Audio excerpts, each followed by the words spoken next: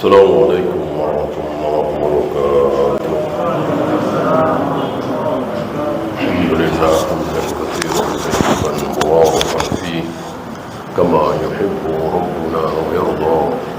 Asyhadu an la ilaha illallah wahdahu la syarika lah wa asyhadu anna Muhammadan abduhu wa rasuluhu wa ba'd. Kita masih melanjutkan cara ketiga supaya kita selamat dari Jumat.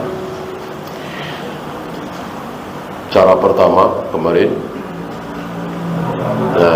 jangan pernah mendahulukan akal di atas dalil. Wajib kita kalahkan akal kita apabila akal kita bertentangan dengan dalil. Cara kedua, selalu kembali merujuk kepada Al-Quran dan Sunnah. Jangan coba-coba kembali kepada si A, si B, si C, si D,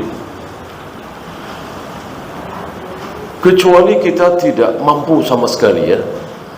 Taruhlah baru masuk Islam 2 minggu, kan nggak mungkin tahu dalil, nggak mungkin tidak taklid, kan. Baru jadi orang Islam sebulan 2 bulan. Insya Allah kita sudah ngaji bertahun-tahun, tentu sudah bukan waktunya lagi kita mengikuti, kita mengatakan terserah guru saya, terserah syekh saya, terserah panutan saya. Sudah bukan waktunya lagi. Okay. Jadi semuanya kembali kepada Al-Quran dan Sunnah, Al-Quran dan Sunnah, dan harus berani, karena banyak dari kita yang tidak berani. Merasa kecil dari Syahalbani misalnya, lalu tidak berani mengatakan beliau salah, padahal jelas menyelisihi dalil. Contoh gamblang apa kemarin? Sami Allahu liman hamidah. Ini gamblang sekali, terlihat bagaimana kekeliruan beliau. Jadi kita berpegang kepada sunnah. Dalilnya jelas sekali. Jika imam mengucapkan Sami Allahu liman hamidah, maka ucapkan oleh kalian Rabbana walakal hamd. Ini jelas terang benderang. Maka panutan kita, syekh kita, Muhaddis Abad-Tini mengatakan tetap makmum mengucapkan Sami Allahu liman hamidah, ya sudah. Justru ini walillahil hamd menunjukkan bahwa beliau manusia yang luar biasa ilmunya, tetap bukan Nabi, tidak maksum, bisa salah dalam perkara yang sepele. Ini kan sepele dibanding ilmu beliau yang luar biasa, sepele sekali dibanding dengan akidah, manhaj, ya. Bukan itunya masalah sepele, bukan, dibanding, ya. Artinya menjadi kecil dibanding dengan masalah akidah, tauhid, manhaj. Tapi salah, tetap salah. Yang ketiga, kembali kepada Al-Quran dan Sunnah dengan pemahaman sahabat. Bukan pemahaman kita masing-masing, bukan pemahaman si A, si B, si C, ya. Insya Allah antum tahu, adakah kaum muslimin yang membaiat Nabi, ya Rasul, kami membaiat engkau untuk tidak berzina, untuk tidak minum khamar, untuk tidak mengubur bayi hidup-hidup. Ada riwayat seperti itu? Ada. Ada di Bukhari, ada di Muslim, ada dan lain-lain. Beberapa kaum muslimin membaiat Nabi. Kalau laki-laki salaman, kalau perempuan tidak salaman dengan Nabi. Berbaiat, berjanji setia, bersumpah di hadapan Nabi untuk menjaga salat 5 waktu, puasa Ramadan, menjauhkan diri dari zina, dari khamar, mengubur bayi hidup-hidup dan seterusnya. Ini dalil, ini hadis, ini sahih. Ya. Nah, hari ini bahkan dari beberapa ratus tahun yang lalu ya, muncul tarekat-tarekat sufiyah, muncul kelompok-kelompok sesat yang membaiat gurunya. Mungkin antum pernah dengar di beberapa daerah, mungkin di Jakarta ini ada. Membaiat gurunya. Ya guru, ya syekh, kami berbaiat untuk menjaga salat 5 waktu, untuk puasa Ramadan, untuk berbakti kepada orang tua, untuk tidak makan riba dan seterusnya. Bagus tujuannya, bagus ya. Baiat ada di kampung-kampung banyak. Di Jawa itu sering disebut pingat. Udah pingat belum ya. Di kampung-kampung orang-orang tua, dalilnya jelas gitu. Nah, pertanyaan saya, apakah baiat seperti itu, membaiat gurunya, membaiat syekhnya untuk tidak berzina, untuk menjaga salat 5 waktu, untuk tidak makan riba, sunnah apa bid'ah? Jawabnya bid'ah. Saya nanya, kenapa bid'ah? Ada contoh dari Nabi SAW, jelas hadisnya. Jawabannya, kenapa para ulama mengatakan itu bid'ah? Jawabannya, sahabat. Siapa yang lebih faham tentang hadis tentang baiat tadi? Para sahabat apa kita? Tentu para sahabat. Seandainya baiat seperti itu sunnah, tentu akan ada riwayat para tabi'in membaiat Abu Bakar misalnya, para tabi'in membaiat Umar untuk selalu salat 5 waktu, puasa Ramadan, tidak berzina, tidak minum khamar. Enggak ada riwayat, tidak ada riwayat. Ini persis seperti pelajaran terakhir kemarin. Nabi meletakkan pelepah kurma yang masih basah dengan harapan siksa kubur yang ada di dalamnya itu diperingat. Tapi ini tidak ditirukan oleh para sahabat. Karena para sahabat faham itu kekhususan Nabi, khususiyah Nabi, tidak boleh ditiru, tidak boleh dicontoh. Begitu juga ini, bahwa Nabi membaiat sebagian kaum muslimin untuk begini, untuk begini, untuk begini, tidak pernah ditiru oleh para sahabat. Nah, dengan demikian kita tahu bahwa para sahabat lebih faham dari kita. Seandainya baiat seperti itu baik, tentu para sahabat akan mengikuti Nabi.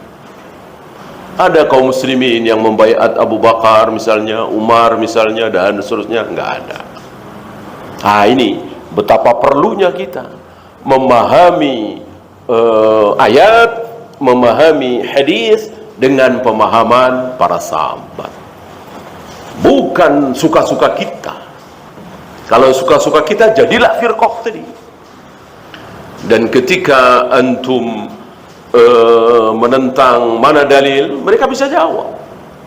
Dan banyak di antara mereka yang bisa jawab. Zikir berjamaah setelah selesai sholat, ada contoh dari Nabi? Ada. Riwayat siapa? Ibnu Abbas. Ibnu Abbas mengatakan, aku tahu Rasul dan para sahabat selesai salat berjamaah, kalau aku mendengar mereka mengucapkan astagfirullah, subhanallah, la ilaha illallah, zikir. Berarti pelan apa keras? Keras, jahar. Kan Ibnu Abbas nggak ikut sholat. Ibnu Abbas nggak ikut sholat. Ibnu Abbas itu ketika Nabi wafat kan umur 10 tahun kira-kira atau 9 tahun. Berarti waktu itu mungkin Ibnu Abbas umur 7 tahun, 8 tahun, belum wajib sholat kan? Nggak ikut sholat, apa di rumahnya, apa di mana, main sama teman-temannya. Lalu Ibnu Abbas bercerita, dulu aku tahu Rasul dan para sahabat selesai sholat berjamaah, kalau aku mendengar mereka berzikir, baca tasbih, baca tahmid, berarti kan keras, gitu ya. Mereka punya dalil ini. Ini ada di Bukhari, di Muslim juga ada. Ini dalil. Cuman dalil ini difahami oleh mereka sendiri, tidak difahami oleh para sahabat. Coba difahami dengan pemahaman para sahabat ketika Nabi wafat. Ketika Nabi wafat, bahkan Nabi belum wafat, zikir berjamaah secara keras sudah selesai, sudah tidak ada lagi. Maka lafaz yang keluar dari mulut Ibnu Abbas adalah dulu. Ketika Ibnu Abbas menceritakan hadis ini, Ibnu Abbas sudah dewasa, sudah nggak ada lagi. Itu dulu. Di awal-awal diwajibkannya sholat berjamaah. Betul. Ya jangankan zikir wirid, doa iftitah. Doa iftitah, mana ada ulama yang berpendapat doa iftitah jahar? Tapi Nabi pernah menjahar. Ya, apalagi zikir wirid, astagfirullah, astagfirullah, astagfirullah, Allahumma antas salam, minkas salam, dan seterusnya. Apalagi doa iftitah. Kan nggak ada satupun ulama yang berpendapat doa iftitah boleh jahar. Nabi jahar. Kenapa? Alit ta'lim, untuk mengajarkan kepada para sahabat, untuk mengajarkan kepada kaum muslimin cara zikir seperti ini. Nah, para sahabat mayoritas orang Arab mendengar itu ya hafal, mungkin seminggu, mungkin sebulan, mungkin 2 bulan. Ketika semuanya sudah hafal, sudah faham, Nabi kembali ke akhir surat Al-A'raf. Wadkur rabbaka fi nafsika tadarruan wa khifatan wa dunal jahri minal qaul. Berzikirlah dengan menyebut nama Allah dengan suara pelan, suara lirih, bukan dengan suara jahar. Kenapa Nabi kok dengan suara jahar? Litta'lim, untuk mengajarkan. Coba kalau kita tidak pakai pemahaman sahabat, itu aja yang kita baca, yang kita ikuti, ya terjadi seperti saudara-saudara kita. Zikir berjamaah dengan keras, dengan jahar. Ini pentingnya memahami hadis, memahami ayat dengan pemahaman sahabat. Dan satu-satunya pemahaman yang benar. Di luar itu nggak ada. Nggak ada. Jangan mengatakan tabi'in ada pemahaman sendiri, atba'ut tabi'in ada pemahaman sendiri. Nggak bisa. Nggak bisa. Tabi'in mengikuti sahabat, atba'ut tabi'in mengikuti tabi'in. Ulama-ulama setelah atba'ut tabi'in mengikuti atba'ut tabi'in, dan seterusnya dan seterusnya. Ilmu itu kan sanad. Ilmu itu sanad. Jadi dari gurunya, dari gurunya, dari gurunya, dari gurunya sampai Rasulullah alaihi salatu wassalam. Bukan ngarang sendiri. Ya, maka Imam Syafi'i mengatakan al-ilmu haddatsana. Ilmu itu haddatsana, ya. Dari si A, dari si B, dari si C, dari Abu Hurairah, dari Rasulullah. Jadi nggak ada yang ngarang sendiri. Tidak seperti ucapan sebagian tokoh hari ini. Namanya juga tafsir. Ya namanya juga tafsir. Saya sedang menafsirkan. Suka-suka saya katanya. Nggak bisa. Ilmu tafsir sudah selesai. Ilmu hadis sudah selesai. Ilmu fikih, akidah, manhaj, tauhid sudah selesai. Ketika Rasul wafat, sudah sempurna. Bahkan ketika turun ayat terakhir, al-yauma akmaltu lakum dinakum, ini sudah menunjukkan bahwa Islam sudah sempurna. Pada hari ini aku telah sempurnakan agamamu Islam ini. Sempurna berarti tidak boleh ditambah. Kalau boleh ditambah, ya tidak sempurna namanya. Ya. Antum masih ingat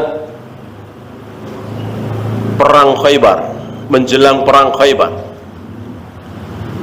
malamnya Nabi mengatakan, akan aku berikan bendera ini kepada seseorang yang dia mencintai Allah dan Rasulnya, Allah dan Rasulnya juga mencintai dia, dan lewat tangannya Allah akan memberikan kemenangan kepada kaum muslimin.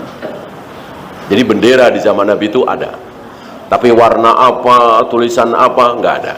Artinya untuk menunjukkan kepada prajurit bahwa ini panglima perang di situ. Yang membawa bendera itu panglima perang.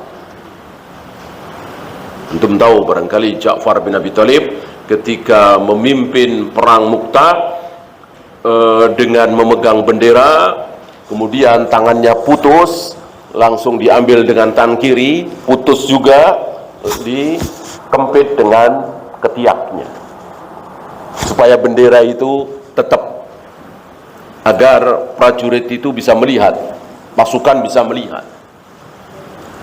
Nah, malam itu Nabi mengatakan, akan aku berikan bendera ini kepada seseorang, ya tentu jadi komandan pasukan ya, jadi pemimpin pasukan, yang dia mencintai Allah dan Rasulnya, Allah dan Rasulnya mencintai dia, dan Allah akan berikan kemenangan kepada kaum muslimin lewat tangannya.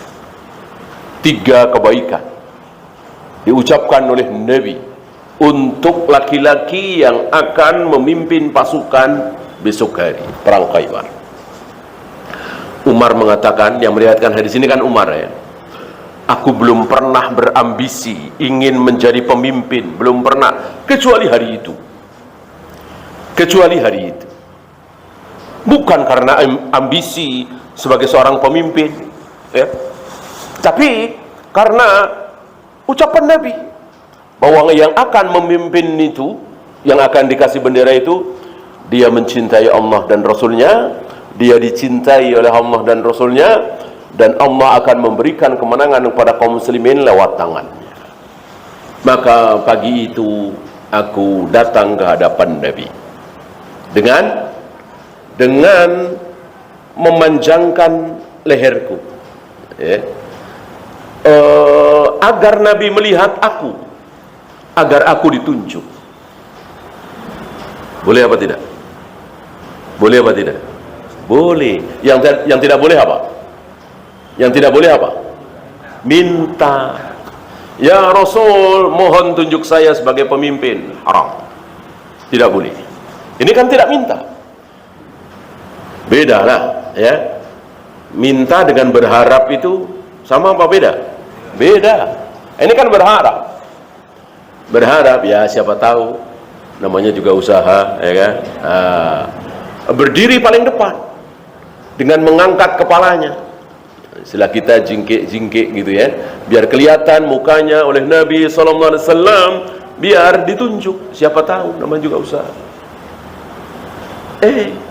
Nabi malah nyari-nyari Ali. Mana Ali? Mana Ali? Nggak ada di situ. Ada beberapa sahabat yang mengatakan, huwa yashtaki ainaihi ya Rasulullah, dia Ali sakit mata ya Rasul. Pikir Umar, ya sakit mata lah, ganti aja yang nggak sakit ya. Nabi enggak, panggil kemari, panggil ya, dipanggil, dibawa ke situ. Kedua mata Ali bengkak memerah, sakit mata. Langsung oleh Nabi kedua mata Ali diludahi, dan seketika sembuh, seolah Ali belum pernah sakit mata sebelumnya ya. Ini pengobatan Tibun Nabawi apa mukjizat?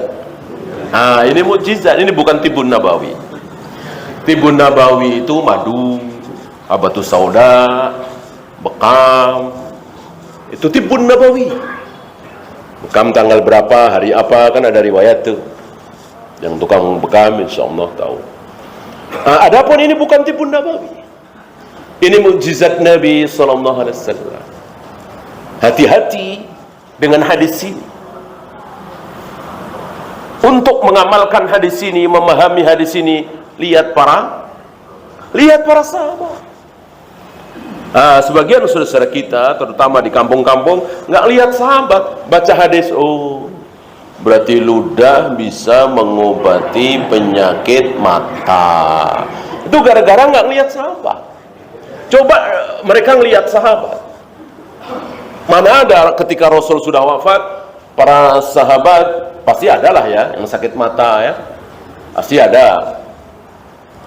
Umar sakit mata diludahin sama Utsman misalnya. Utsman sakit mata diludahin sama Zubair. Nggak ada riwayat seperti itu. Apa iya kita lebih pintar dari sahabat? Sahabat tentu lebih pintar dari kita, lebih faham dari kita. Para sahabat memahami hadis tadi, mukjizat Nabi alaihi salatu wassalam. Sifat mukjizat kan tidak seperti pengobatan. Kalau pengobatan mungkin diolesi minyak zaitun, kemudian agak kempes, besok lagi atau nanti malam diolesin lagi agak kempes, akhirnya 3 hari 4 hari sembuh. Ini tidak.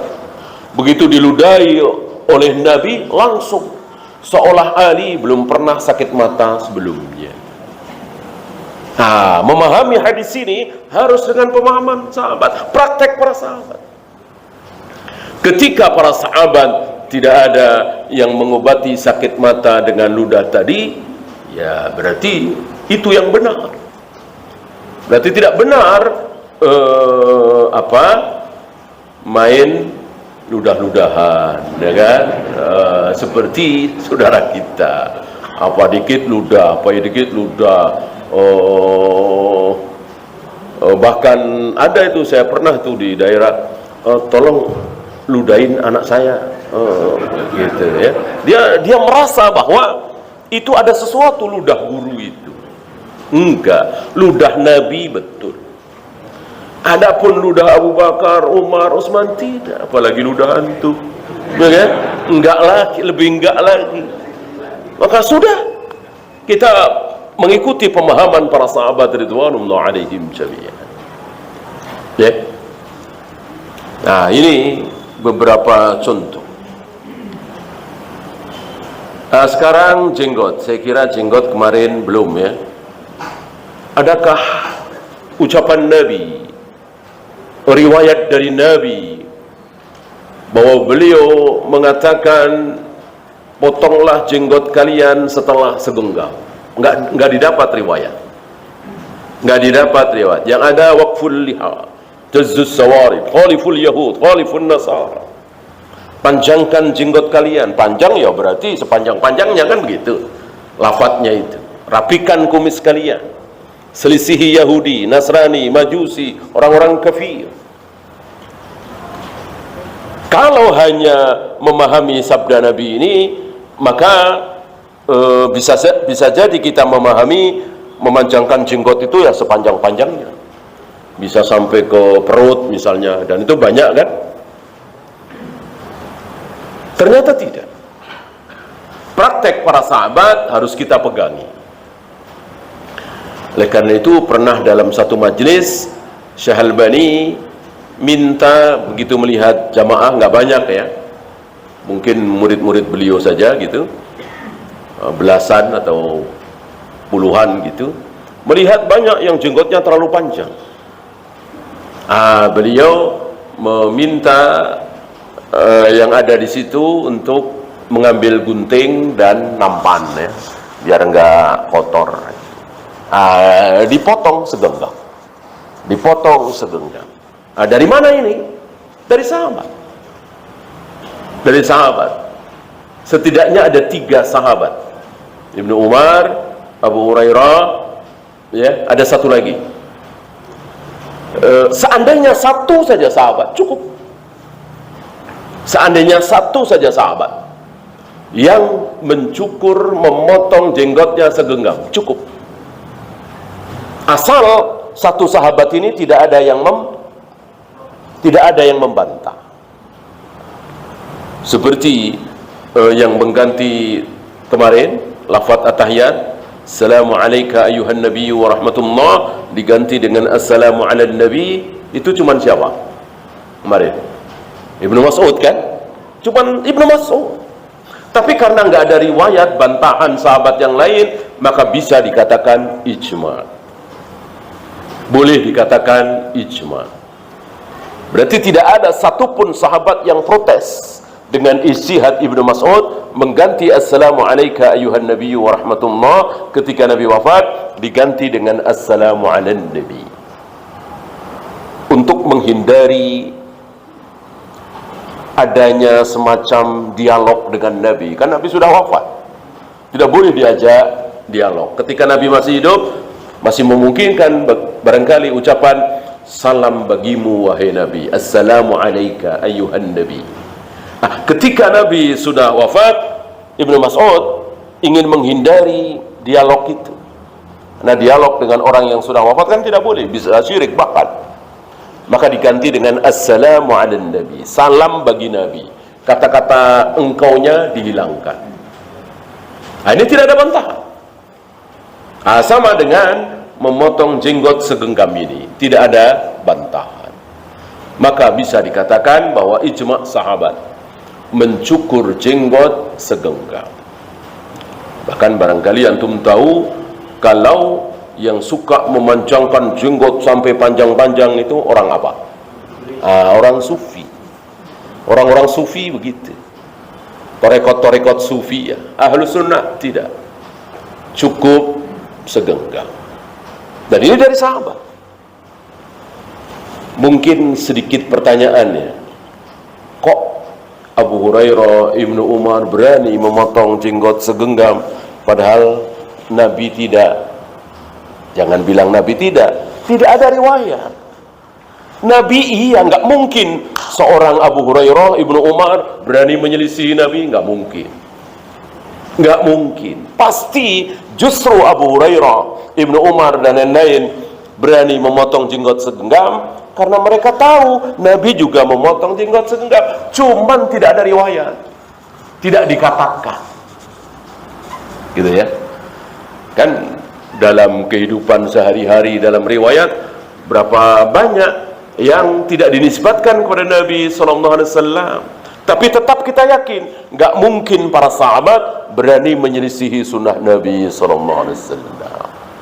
Jadi sekali lagi, 3 sahabat besar ini melihat Nabi, mengetahui Nabi memotong jenggot segenggam, tapi tidak ada diriwayatkan, gitu ya. Dan banyak yang seperti itu. Ya seperti kemarin Ali bin Abi Thalib ingin menyampaikan kepada kaum muslimin yang ada di situ bahwa Nabi pernah minum sambil berdiri dan itu boleh. Caranya apa? Caranya sambil berdiri. Ali bin Abi Thalib waktu itu sedang duduk, minta minuman, datang minuman, beliau berdiri. Sambil berdiri beliau minum, untuk menunjukkan. Kan nggak ada yang tidak sikoh dengan beliau. Ditambah satu lagi, kan ketika Ali minum sambil berdiri ini, waktu itu kan Abu Bakar, Umar, Utsman sudah wafat, ya kan? Tapi Abdurrahman bin Auf, Aisyah, Ibnu Abbas, Abu Hurairah, kan banyak sekali yang masih pada hidup. Dan semuanya diam. Tidak ada yang membantah. Tidak seperti adzan Jumat 2 kali. Itu ada yang membantah. Ada bantahan dari sahabat lain. Ya. Ketika tidak ada bantahan, maka bisa dikatakan itu ijma. Ya.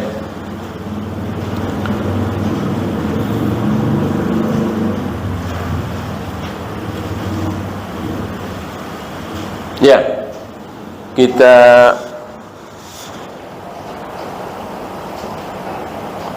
satu lagi yang sahabat sholat tahiyatul masjid dulu, setelah itu baru sholat qobliyah subuh misalnya, atau sholat tahiyatul masjid dulu habis itu qobliyah zuhur misalnya. Kan sering kan kita seperti itu.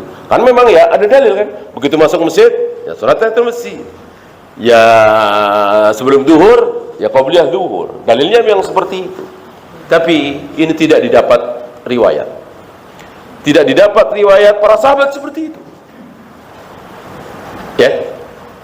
Para sahabat cukup dengan qabliyah subuh. Cukup dengan qabliyah duhur. Gitu. Sudah terwakili tahiyatul masjid. Ya. Nah, sementara banyak dari kita yang tadi salat tahiyatul masjid dulu, kemudian qabliyah subuh. Bahkan ada yang nambah lagi salat sunat wudu. Gitu. Nah, ini tidak didapat dari para sahabat. Ya. Artinya apa?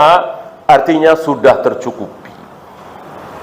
Karena sebetulnya salat tahiyatul masjid itu adalah perintahnya kan berupa larangan. Apa?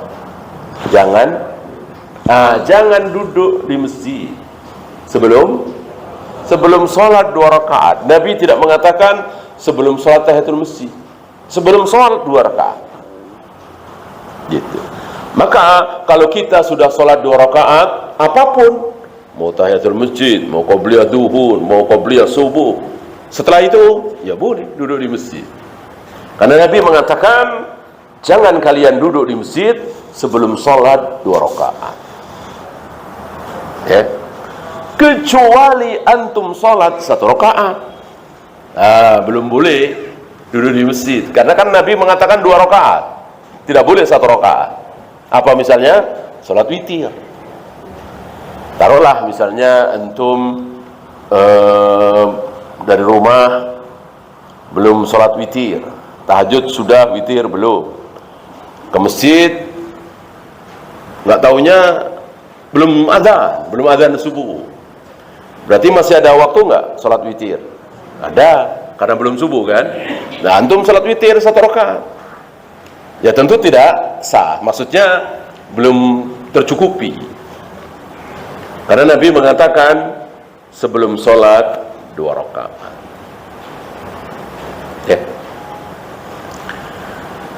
Ya, untuk pemahaman sahabat ini nanti antum bisa perluas di soal jawab ya. Kita masuk yang keempat ya. Apa yang keempat yang menyebabkan kita bisa terkena syubhat atau yang menyebabkan kita selamat dari syubhat? Yang keempat adalah jangan menggunakan kias. Jangan memakai kias dalam masalah akidah dan ibadah. Ketika dua masalah ini, akidah dan ibadah, kok pakai kaidah kias, siap-siap kita terkena syubhat. Dan syubhat-syubhat hari ini yang merajalela itu gara-gara itu. Akidah, tauhid, tapi pakai kias. Kalau Allah bersemayam di atas arsy, berarti Allah butuh arsy. Nah, itu kias namanya. Itu kias namanya. Ya.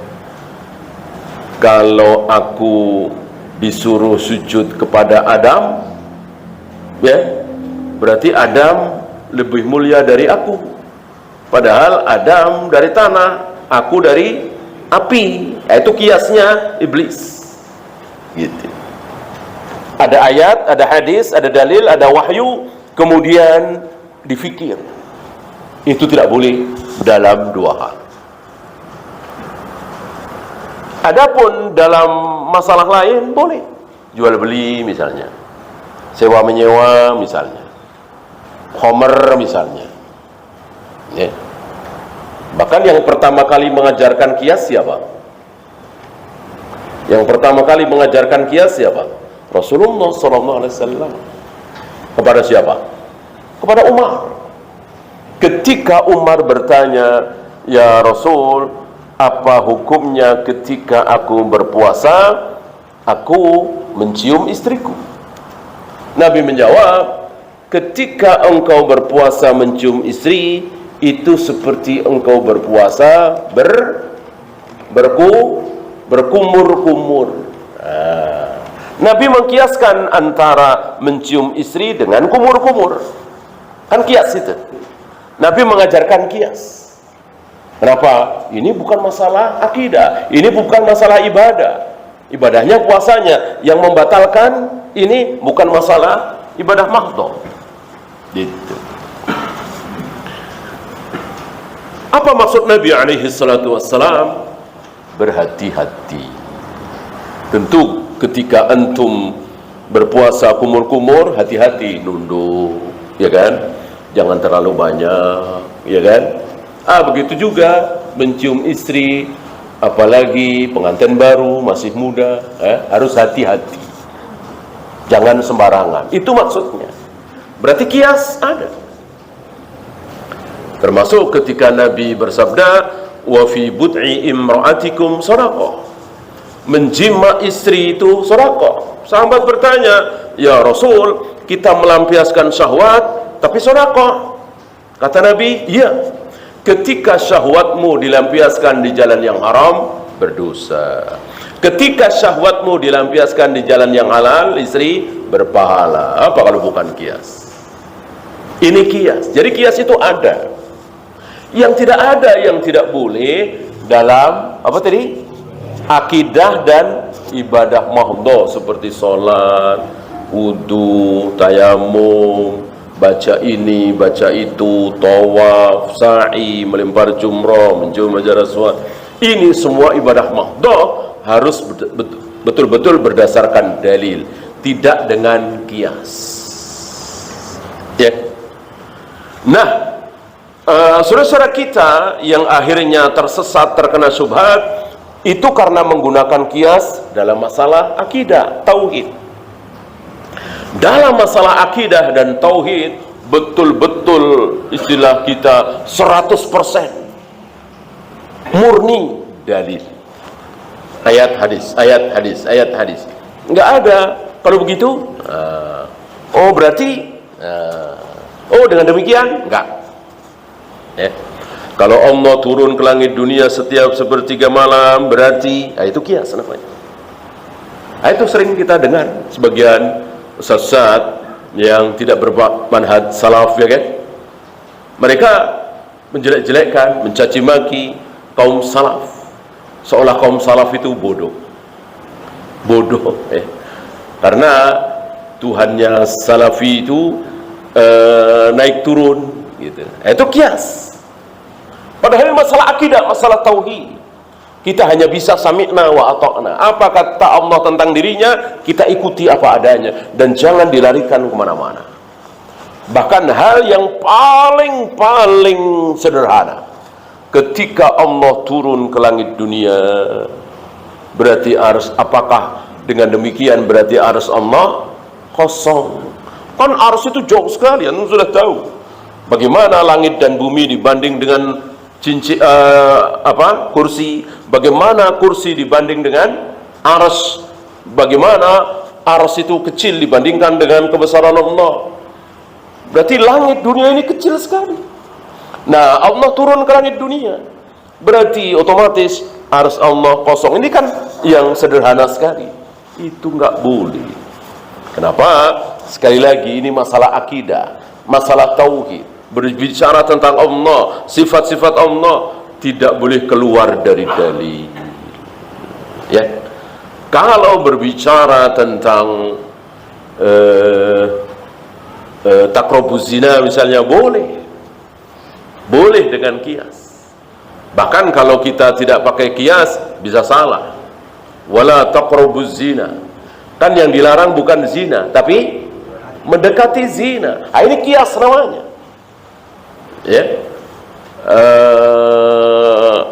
aulawiyah istilahnya, atau mafhum muwafaqah. Mendekati zina saja tidak boleh, apalagi zinanya. Wala taqul lahuma uffin, jangan pernah mengucapkan hus kepada kedua orang tua. Ini kias aulawiyah atau mafhum muwafaqah. Mengucapkan hus saja tidak boleh kepada orang tua, apalagi memukul, menendang, membentak dan seterusnya. Kalau tidak pakai kias, bahaya. Bahaya kalau tidak pakai kias. Antum tahu siapa yang tidak pakai kias?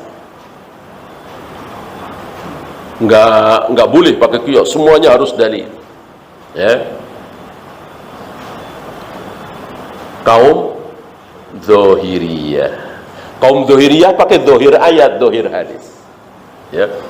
Ulama Daud Az-Zohiri itu ulama besar dan diteruskan oleh Ibnu Hazm, ulama besar.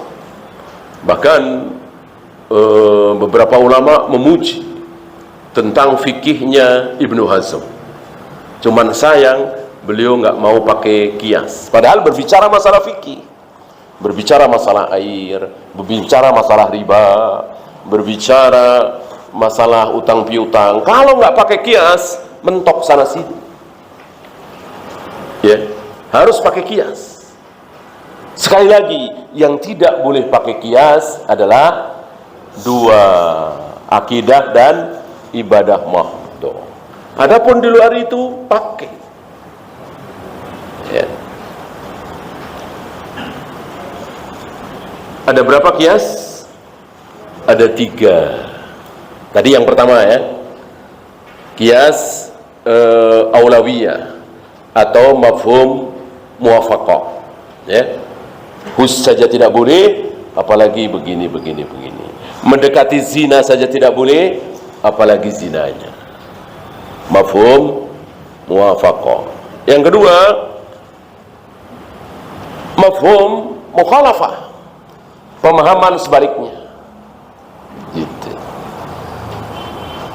Adakah dalil yang melarang wanita, wahai kaum muslimat, jangan tampakkan rambutmu, lehermu, betismu kepada wanita-wanita kafir? Ada ayat berbunyi seperti itu? Tidak ada. Hadis Nabi? Tidak ada. Saya kira tidak ada ya. Tapi kenapa para ulama mengharamkan para wanita muslimah menampakkan auratnya, lehernya, rambutnya, betisnya kepada wanita kafir? Ya, itu memakai kias, mafhum mukhalafah.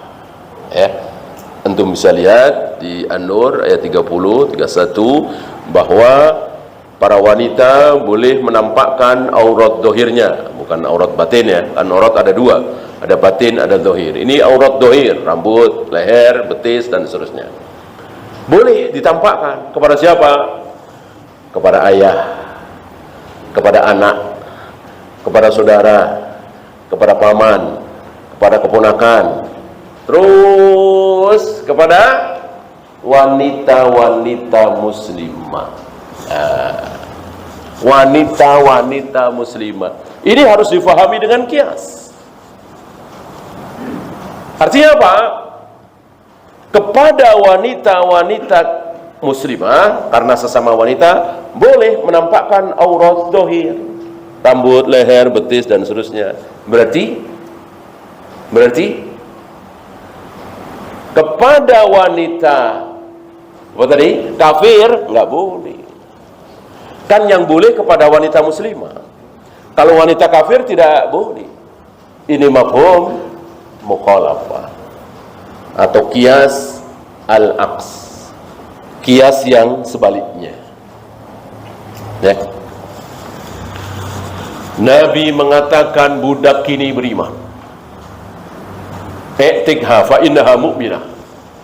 Kalau engkau mau merdekakan, wahai Muawiyah, merdekakan. Ini Muawiyah bin Hakam As-Sulami, bukan Muawiyah bin Abu Sufyan. Panjang ceritanya karena Muawiyah merasa salah menampar budak perempuan ini. Nah, Nabi mengatakan kalau engkau mau merdekakan, merdekakan. Budak perempuanmu ini beriman.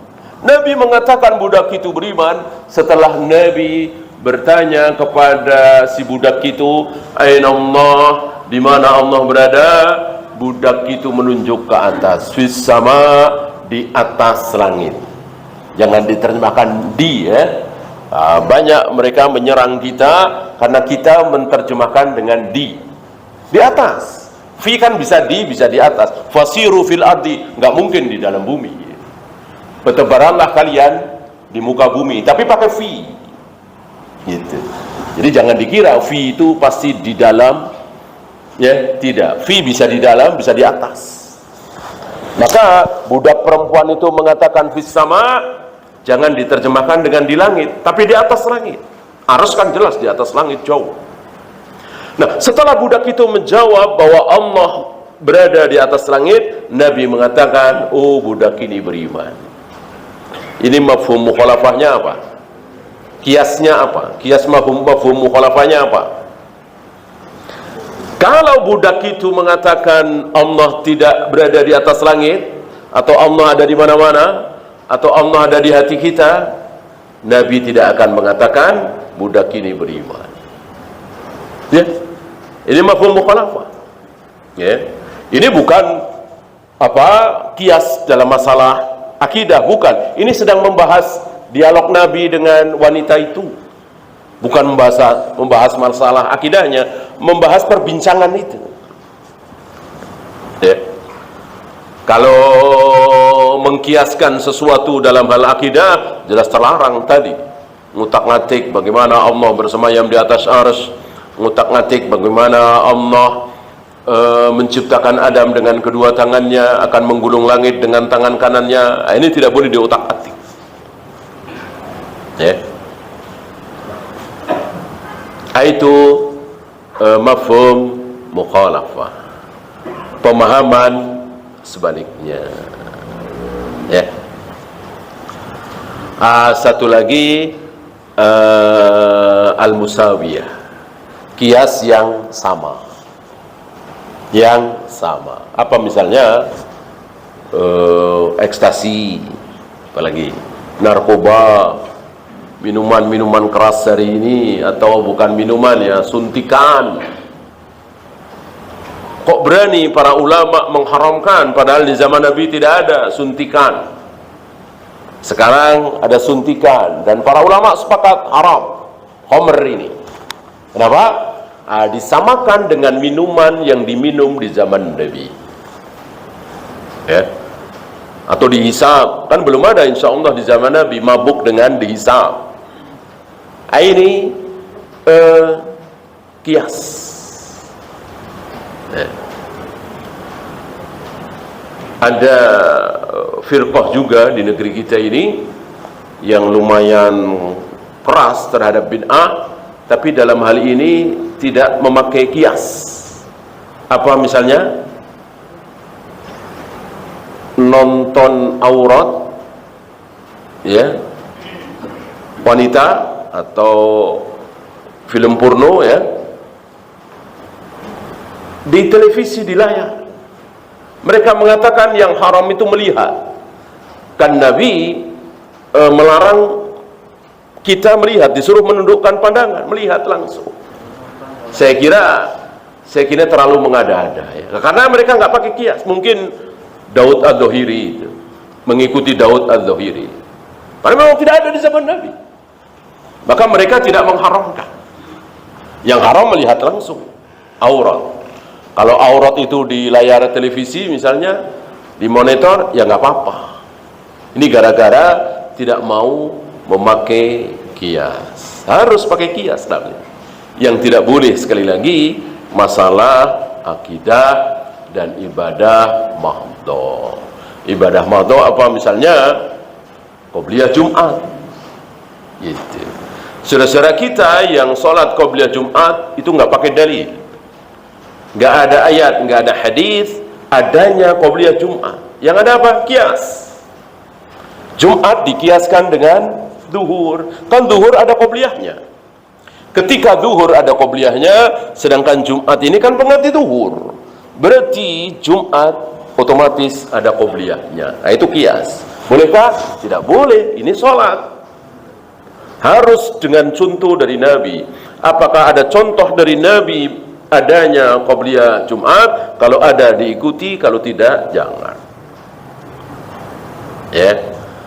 Dengan demikian antum bisa menjawab pertanyaan.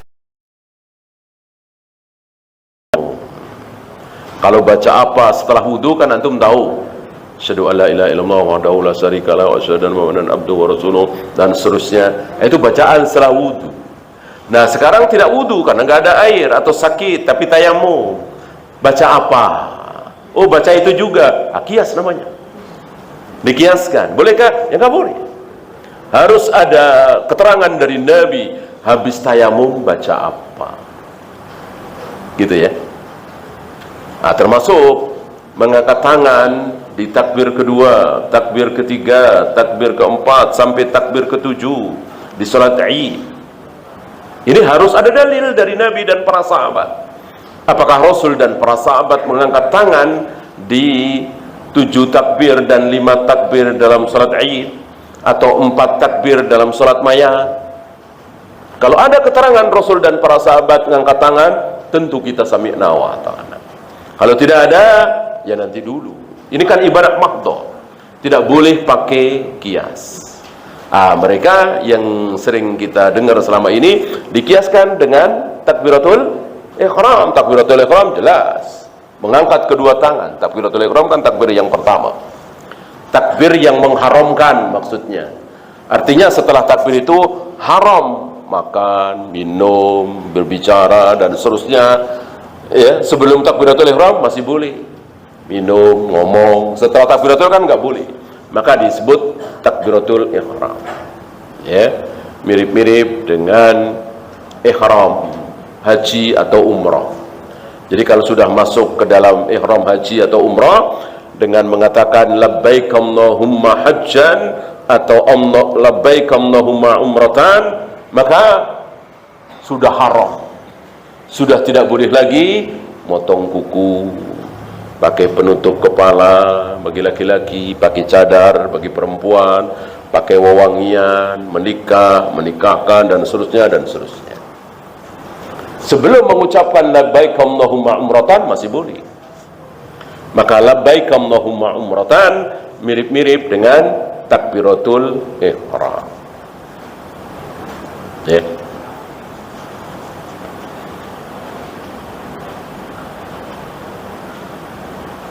Ini 3 macam kias yang ada dalam ilmu fikih, tapi sekali lagi tidak boleh dipakai dalam masalah akidah dan dalam masalah ibadah mahdhah. Untuk ibadah mahdhah betul-betul nunggu dalil dari Rasul dan para sahabat. Kalau ada kita ikuti, kalau tidak ada jangan. Ya. Dalam masalah akidah jangan sekali-sekali. Jangan sekali-sekali. Ya. Kalau Allah senang, Allah pernah senang, berarti otomatis Allah pernah sedih. Itu kias namanya. Bolehkah? Tidak boleh. Mengatakan Allah pernah sedih harus ada dalil. Mana? Ketika tidak ada di ayat, tidak ada di hadis, haram kita mengatakan Allah pernah sedih. Adapun Allah senang, ada apa tidak? Ada. Kapan Allah senang? Ketika kita bertaubat. Ketika kita bertaubat, Allah senang sekali. Melebihi senangnya kita ketika menemukan kembali barang berharga kita yang hilang. Kan senang ya? Kita punya barang berharga, paling berharga, taruhlah anak satu-satunya misalnya hilang, kita cari kemana-mana, sudah sebulan, 2 bulan nggak ketemu, tiba-tiba ketemu. Kayak apa senangnya? Senang sekali. Nah, Allah lebih senang daripada kita ketika kita menemukan kembali anak kita yang hilang itu. Allah lebih senang ketika ada seorang hamba yang bertaubat. Berarti Allah senang, ada dalil. Bolehkah dikias? Berarti Allah pernah sedih. Misalnya ketika hambanya banyak bermaksiat, hambanya nggak pada sholat, hambanya pada zina, minum khamar, berjudi, Allah sedih, gitu. Nggak ada dalil, nggak ada dalil, ya. Termasuk Allah bosan, nggak ada dalil, ya. Allah mengatakan, kalian yang bosan, aku tidak pernah bosan. Allah nggak pernah bosan. Kita mohon ampun kepada Allah, nangis-nangis. Habis itu maksiat lagi. Kemudian nangis-nangis mohon ampun kepada Allah. Habis itu maksiat lagi. Terus lama-lama Allah bosan. Betul? Tidak. Tidak. Kalau kita, iya. Kita jangankan sampai belasan kali, puluhan kali. Baru 4 kali, 3 kali, kita udah bosan. Itulah kita. Allah tidak. Maka jangan pernah mengatakan Allah bosan. Ya. Walaupun pakai mungkin. Ya. Mungkin Tuhan mulai bosan. Tetap nggak boleh. Nggak ada mungkin begitu. Ya. Apalagi segala rumput apa itu? Apal antum ya. Ini bahaya. Berbicara tentang Allah tanpa dalil, berbicara tentang Allah tanpa ayat, tanpa hadis, berbahaya dan dosa besar. Tidak boleh. Berbicara tentang Allah harus pakai ayat, harus pakai hadis. Tidak boleh keluar dari wahyu, tidak boleh keluar dari dalil. Wallahu. Ada pertanyaan? Silakan.